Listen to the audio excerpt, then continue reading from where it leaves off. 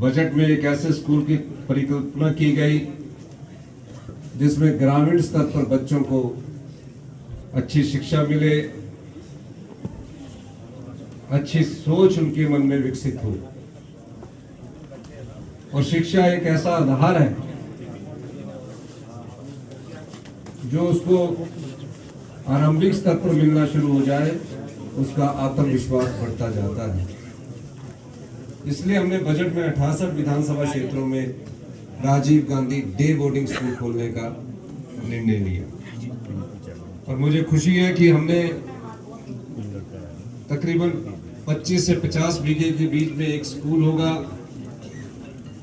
और उस स्कूल में जब सुबह बच्चा स्कूल में आ जाएगा तो शाम के 6 बजे तक वो सभी प्रकार की एक्टिविटीज में पार्टिसिपेट करेगा। पहले प्राइमरी सेक्शन को मजबूत किया जाएगा और इसके लिए हमने 18 विधानसभा क्षेत्रों में जगह चिन्हित कर ली है और उसमें 300 करोड़ रुपए के बजट का हमने प्रावधान किया।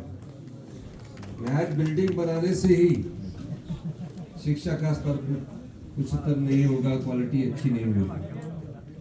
कमियां कहाँ थी? एक तरफ प्राइवेट स्कूल में पढ़ने वाला बच्चा अपने में बड़ा आत्मविश्वास महसूस करता था, गांव में पढ़ने वाले बच्चे में कहीं ना कहीं आत्मविश्वास की कमी रहती थी। हमने उस कमी को ढूंढा और इस जो एकेडमिक सेशन को हम शुरू करने जा रहे हैं उसमें हमने फर्स्ट क्लास से बच्चों को इंग्लिश मीडियम से पढ़ाने का निर्णय लिया, जो कि आने वाले सत्र में शुरू हो जाएगा।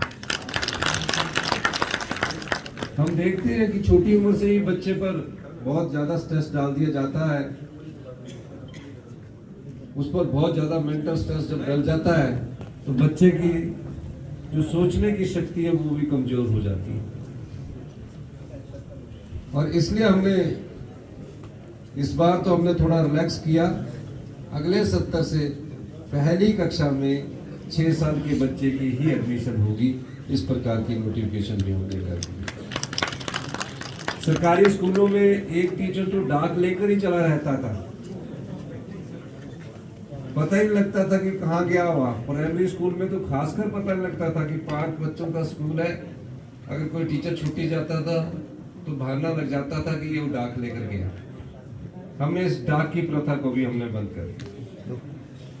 बच्चों का आत्मविश्वास कैसे बढ़े, तो हमने इस साल 500 स्कूलों में क्लस्टर योजना को शुरुआत की है और उन स्कूलों में स्मार्ट क्लासेस होंगे, स्मार्ट बोर्ड होंगे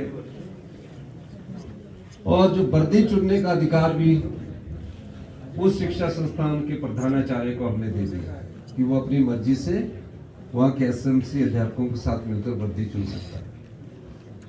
अभी इस दिशा में आरंभिक शुरुआत है, धीरे धीरे इसमें हम आगे बढ़ेंगे और निश्चित तौर पर आने वाले 10 सालों में जो क्वालिटी एजुकेशन में जो गिरावट आई है, हम हिमाचल प्रदेश पूरे हिंदुस्तान में नंबर 1 बनेगा, ये मेरा विश्वास है। आज इस शिक्षा के प्रांगण में हम आए हैं और मुझे बड़ी खुशी है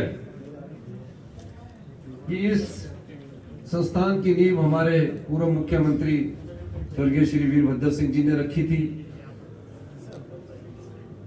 आज वो इस दुनिया में नहीं रहे हैं, लेकिन उनके द्वारा ये नींव जो रखी गई है संस्थान की, वो इस बात का परिचय देती है कि इस संस्थान में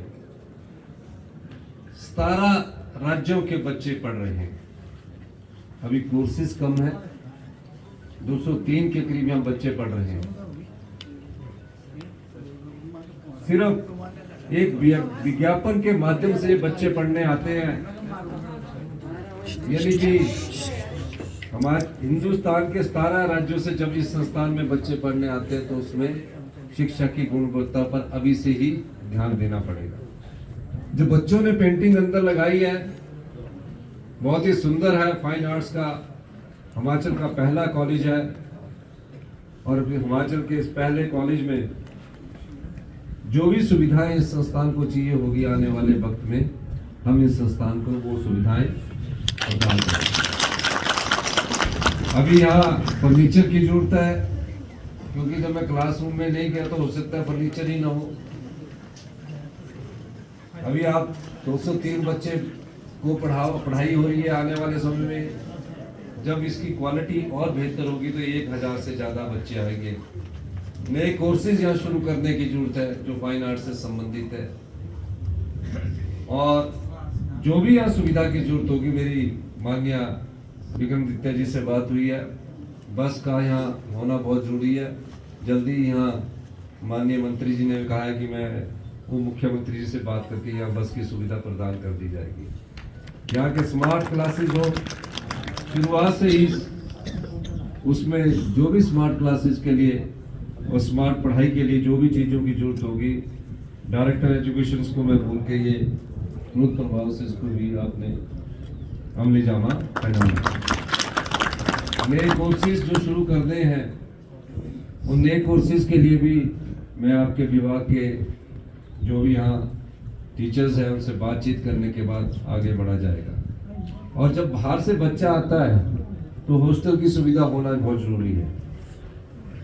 यहाँ हॉस्टल की सुविधा हो, जब हॉस्टल की सुविधा होगी तो बच्चों में आपस में एक विचार विमर्श का भाव बढ़ता है। तो हम ये पता लगाएंगे कि यहाँ अगर जगह होगी तो यहाँ हॉस्टल की सुविधा को भी प्रदान कर दिया जाएगा, पर उसके लिए आपके यहाँ जगह की जरूरत है।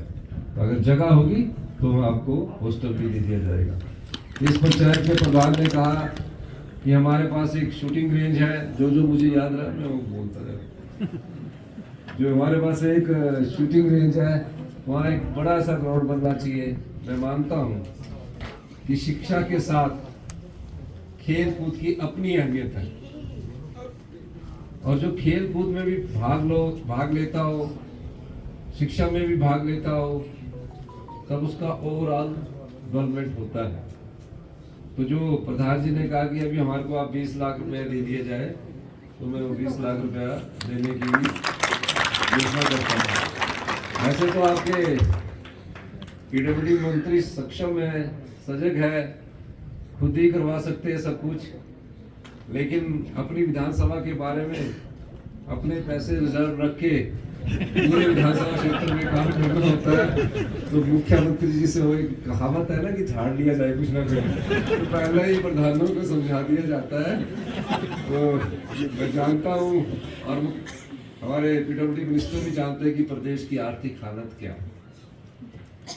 हम 2027 तक आत्मनिर्भर हिमाचल की आधारशिला रखेंगे। आपने देखा होगा, जब ग्रामीण अर्थव्यवस्था मजबूत होगी, जब गांव के लोगों का विकास होगा, जब गांव के लोगों के हाथ में पैसा पहुंचेगा, तभी हिमाचल प्रदेश आत्मनिर्भर बन सकता है।